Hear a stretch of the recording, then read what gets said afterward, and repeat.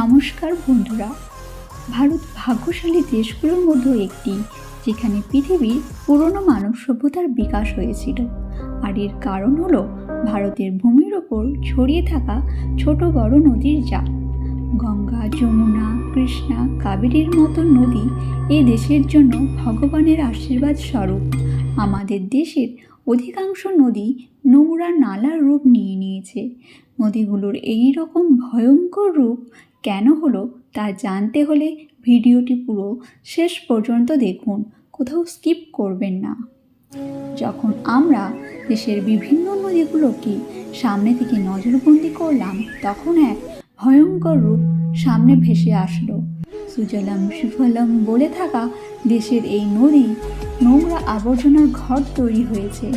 কয়েক হাজার বছর ধরে আমাদের দেশের কারখানাগুলি থেকে অনেক পরিমাণে বিষাক্ত তেল ও পদার্থ এবং নোংরা আবর্জনা নদীতে ফেলে দেওয়া হয়, যার ফলে অমৃতস্বরূপ জল বিষে পরিণত হয়েছে। ভারতের সিভার সিস্টেমের লক্ষ্য হচ্ছে নদী। সিভার লাইনগুলি গিয়ে নদীতে আর নদীগুলি নালাতে পরিবর্তন হয়েছে। একদিকে মানুষজন নদীতে নোংরা কাপড় জামা পরিষ্কার করে, অস্থি বিসর্জন দেয়, বিভিন্ন অকাজে জিনিসপত্র নদীতে ফেলে, আর অন্যত্র হাজার ধরনের ঔষধপত্র, ইঞ্জেকশন, এক্সপায়ার্ড মেডিকেল সবই একই জায়গায় ফেলে দেওয়া হয়। তা হলো নদী। আর এর মধ্যেই আমাদের দেশের এক পবিত্র নদী হলো যমুনা, যেটি ভগবান শ্রীকৃষ্ণের প্রিয় নদী। আর দেশের রাজধানী দিল্লির ওপর দিয়েই বয়ে চলেছে সেই যমুনা নদী। তোমরা কি জানো যমুনা নদীর জল এতটাই বিষাক্ত কেন? জানলে তোমরা অবাক হয়ে যাবে।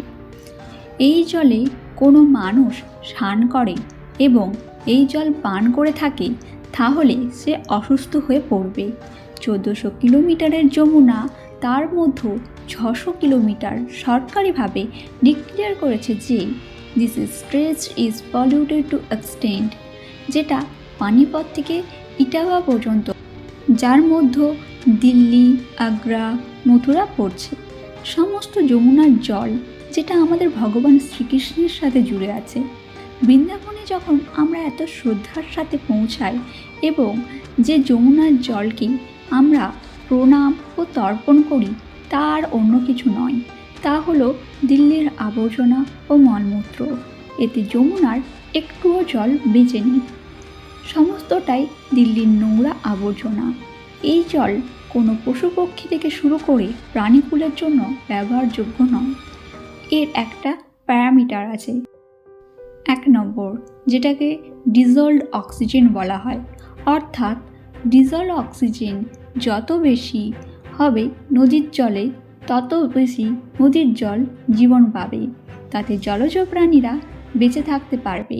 কিন্তু দিল্লির যমুনার জলে ডিজলভড অক্সিজেনের মাত্রা 0% থেকেও কম। দ্বিতীয় প্যারামিটার হলো কলিফর্ম লেভেল, অর্থাৎ হার্মফুল ব্যাকটেরিয়ার লেভেল। 100 ml জলে কলিফর্ম লেভেল 50-এর নিচে হলে পানের যোগ্য বলে মনে করা হয়। আর একইভাবে কলিফর্ম লেভেল 500-এর নিচে হলে তাকে স্নানের যোগ্য বলে মনে করা হয়। বড় বড় ফ্যাক্টরিজের তেল ও বিষাক্ত পদার্থ সব নদীতে ছেড়ে দেয়, কিন্তু ওয়াটার অ্যাক্ট এর অনুযায়ী কোনো বিষাক্ত পদার্থ নদী নালাতে ছাড়া নিষিদ্ধ করা হয়েছে, কিন্তু তবুও এইসব বিষাক্ত পদার্থ নদীর নালাতে ছেড়ে দেওয়া হয়। এর কারণ হলো কোনো স্টেট এজেন্সি ইলিগ্যাল অ্যাক্ট। তো বন্ধুরা, তোমরা যদি এখনও চ্যানেলটিকে সাবস্ক্রাইব না করে থাকো, প্লিজ আমার চ্যানেলটিকে সাবস্ক্রাইব করে দিও। আর যদি তোমাদের কিছু বলার থাকে, কমেন্ট বক্সে গিয়ে কমেন্ট করতে পারো। আর আমি ভিডিও শেষে একটাই কথা বলবো, তোমরা সবাই পরিষ্কার পরিচ্ছন্ন থাকো আর আশেপাশের জলাশয় যেমন নদী নালার জলকে পরিষ্কার পরিচ্ছন্ন রাখো।